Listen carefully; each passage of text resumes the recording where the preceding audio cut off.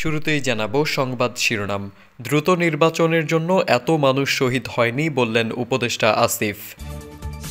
জানাবো খালেদা জিয়ার বিদেশ যাওয়ার তারিখ চূড়ান্ত। জানাবো এবার দেশবাসীকে নতুন বার্তা দিলেন জামায়াত আমির। জানাবো জাহাজে 7 জনকে ঘুমের ঔষধ খাইয়ে কুপিয়ে হত্যা। এবং সর্বশেষ জানাবো শীতে কাঁপছে পঞ্চগড়, তাপমাত্রা 9 ডিগ্রির ঘরে। দ্রুত নির্বাচনের জন্য এত মানুষ শহীদ হয়নি বলে মন্তব্য করেছেন অন্তর্বর্তীকালীন সরকারের স্থানীয় সরকার, পল্লী উন্নয়ন ও সমবায় মন্ত্রণালয় এবং যুব ও ক্রীড়া মন্ত্রণালয়ের উপদেষ্টা আসিফ মাহমুদ সজীব ভুঁইয়া। বুধবার সকালে ঠাকুরগাঁয়ের বালিয়াডাঙ্গি উপজেলা পরিষদ হলরুমে শীতার্তদের মাঝে শীত বস্ত্র বিতরণ করতে এসে তিনি এসব কথা বলেন। উপদেষ্টা আসিফ বলেন, এত দ্রুত নির্বাচনের জন্য এত মানুষ শহীদ হয়নি। দেশের সংস্কার শেষে সরকার নির্বাচনের দিকে যাবে। তিনি বলেন, বিগত দিনে উত্তরবঙ্গের জেলাগুলোতে অবহেলিত ছিল মানুষ। বর্তমান সরকার এসব জেলাগুলোতে উন্নয়ন কার্যক্রম চালিয়ে যাচ্ছে। বালিয়াডাঙ্গি উপজেলাকে ন্যাশনাল স্ট্যান্ডার্ডে নিয়ে যাওয়া হবে। এ সময় উপজেলা লাইব্রেরি স্থাপনের জন্য 50 লাখ টাকা বরাদ্দ ঘোষণা দেন উপদেষ্টা আসিফ মাহমুদ সজীব ভুঁইয়া। গণ অভ্যুত্থানে আহতদের চিকিৎসার বিষয়ে তিনি বলেন, এছাড়া আমরা আহতদের সঙ্গে বসে গল্প করছি, তাদের চিকিৎসা নিশ্চিতে আমরা কাজ করে যাচ্ছি। দ্রুত সময়ের মধ্যে আমরা তাদের চিকিৎসা নিশ্চিত করব। সরকারি কর্মকর্তারা ঠিকাদারির সঙ্গে জড়িতদের বিষয়ে উপদেষ্টা বলেন, দেশের বিভিন্ন জায়গায় সরকারি কর্মকর্তারা ঠিকাদারির সঙ্গে যুক্ত হয়ে যাচ্ছেন। এসব নিয়ে আমরা কাজ করব। এ সময় জেলা অতিরিক্ত জেলা ম্যাজিস্ট্রেট মোস্তফা সর্দার শাহিন সহ আরও অনেকেই উপস্থিত ছিলেন। এদিকে বিএনপি চেয়ারপারসন ও সাবেক প্রধানমন্ত্রী খালেদা জিয়ার উন্নত চিকিৎসার জন্য বিদেশ যাওয়ার সব প্রস্তুতি সম্পন্ন ও যাত্রার তারিখ চূড়ান্ত হয়েছে। আগামী 7 জানুয়ারি যুক্তরাজ্যের লন্ডনে যাচ্ছেন তিনি।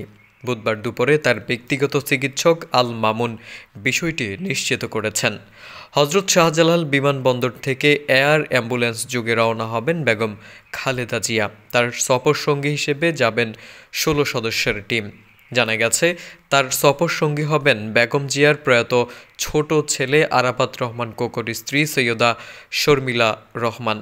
বিএনপির চেয়ারপারসনের ব্যক্তিগত চিকিৎসক ডক্টর AZM জাহিদ হোসেন, ডাক্তার মোহাম্মদ এনামুল হক চৌধুরী, তাবিদ মোহাম্মদ আওয়াল, ফখরুদ্দিন মোহাম্মদ সিদ্দিক, ডক্টর শাহাবুদ্দিন তালুকদার সহ চেয়ারপারসনের ব্যক্তিগত কর্মকর্তা ABM আব্দুস সাত্তার, মোহাম্মদ মাসুদুর রহমান সহ আরও অনেকেই। এদিকে আদর্শ সমাজ গঠনে ডাক্তারদের এগিয়ে আসার আহ্বান জানিয়ে জামায়াতের আমির ডাক্তার শফিকুর রহমান বলেছেন, ডাক্তাররা চাইলে একটা মানবিক দেশ গড়তে পারেন। বুধবার সকালে রাজধানীর চীন মৈত্রী সম্মেলন কেন্দ্রে জাতীয় চিকিৎসক সমাবেশে তিনি এই কথা বলেন। জামায়াতের আমির বলেন, মানবিক রাষ্ট্র গড়তে চিকিৎসা হতে পারে উদাহরণ। পড়াশোনার মধ্য দিয়ে জ্ঞান অর্জন ও রিসার্চ ছাড়া একটা দেশ এগিয়ে যেতে পারে না। তাই এই দুটি ক্ষেত্রের উপর মনোযোগী হওয়ার পরামর্শ দেন ডাক্তার শফিকুর রহমান। তিনি বলেন, বাংলাদেশে সত্যিকারের একটা পরিবর্তনের প্লাবন সৃষ্টি হয়েছে। এই পরিবর্তন ধরে রাখতে সবাইকে ঐক্যবদ্ধ থেকে কাজ করতে হবে। তিনি আরও বলেন, দেশকে এগিয়ে নিতে দেশের অভ্যন্তরীণ সব বৈষম্য দূর করতে হবে। বৈষম্য দূর হলেই দেশ এগিয়ে যাবে।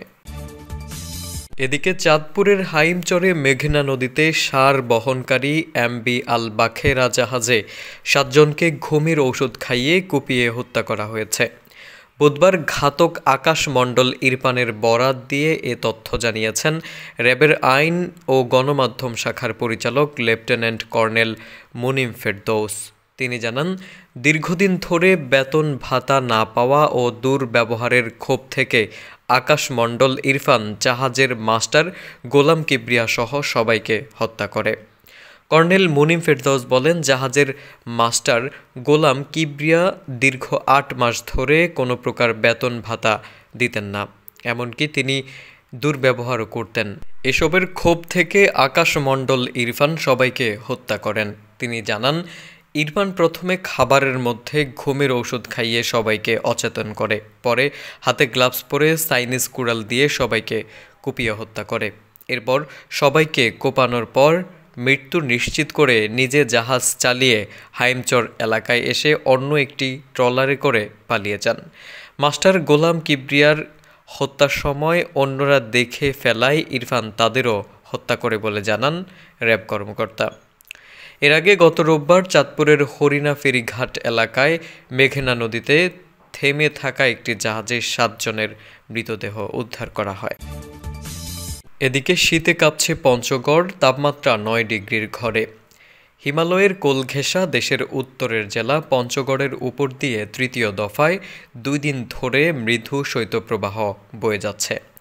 কনকনে হিমেল হাওয়ায় হাড় কাঁপানো শীতে জেলার জনজীবন বিপর্যস্ত হয়ে পড়েছে। বুধবার সকাল 9টায় তাপমাত্রা রেকর্ড হয়েছে 9.3 ডিগ্রি সেলসিয়াস। এর আগে ভোর 6টায় তাপমাত্রা রেকর্ড করা হয় 9.4 সেলসিয়াস।